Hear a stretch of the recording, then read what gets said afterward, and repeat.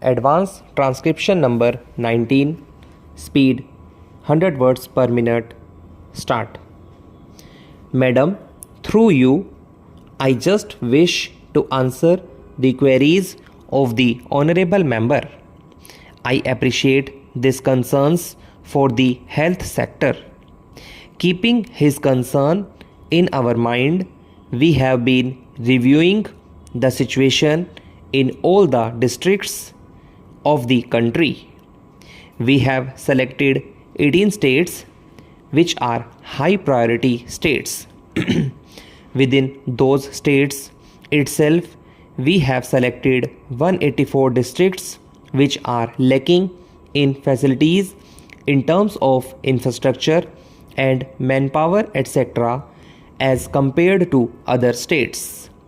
There are, you can say, in every state at least 25% low performing districts as compared to others which have been included in this category. To improve the health infrastructure in these 184 districts, in particular, we have been focusing on helping the state governments and also simultaneously monitoring the improvement there, whether it is improving the existing community health centers, primary health centers and sub-centers, or giving them finance for starting new primary health centers, sub-centers or the community health centers as per the population norms. It is because of us lowering the material mortality rate and the infant mortality rate is a big priority area. Simultaneously, we are ensuring that we have improvement in our manpower. For that, we have helped the states in opening up of new medical colleges, relaxing the norms for ensuring that we have more medical students, graduates and postgraduates coming out of the medical colleges, and also relaxing various norms for the opening up of medical colleges, as well as ensuring that some of the district hospitals are converted into medical colleges. Also, for improving the manpower, we have given some incentives to the doctors who are serving in the rural areas. Suppose they serve in the rural areas for 1 year, they get a 10% incentive in their competitive examination for being eligible to become a postgraduate student, and that can continue for 3 years. In fact, they could get up to 30% incentive. There are similar other incentives.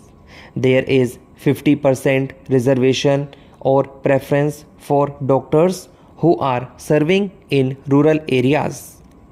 There are many more things like this which we have been doing and which we propose to do. There is a continuous process of monitoring whereby we send our specialist teams through the center. These teams have members not only from the government but also from the private sector, from the various organizations of the United States, various sections of this industry, to see that the policy of the Film Censor Board is thoroughly re-examined. It is high time that the ministry revised its policy of censoring. I know that there are certain Puritans in this country who see vulgarity in everything.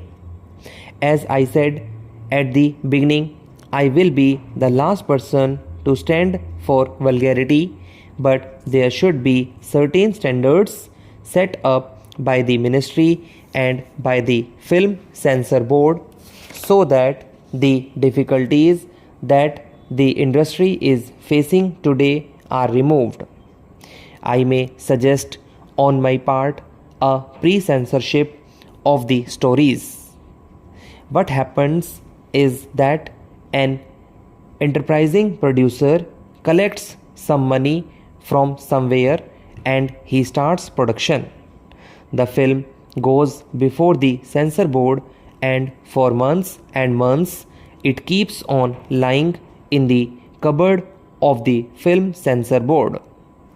Prolonged correspondence goes on between the producers and the film censor board.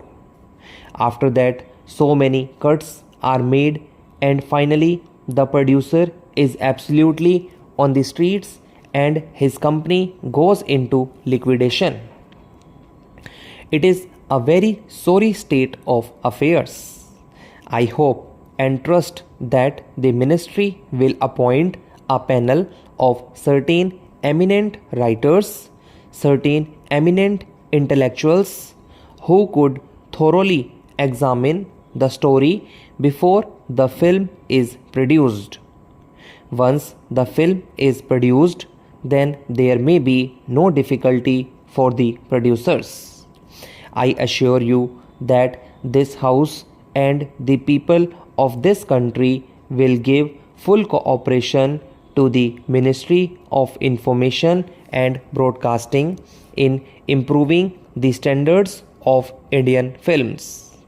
We have come to know that the film has become one of the most important vehicles of public opinion in this country, and therefore, as the guardian of public opinion, it is for the Parliament of India to see that the film industry in India develops purely, culturally, and in a decent way. It is for the ministry to give guidance to it. Before I conclude, I once again appeal to the ministry that it should thoroughly revise its censoring policy and thoroughly reconstitute the censor board. A panel should be constituting of really educated people who understand the themes and languages and the implication of the themes and languages in which our films are produced.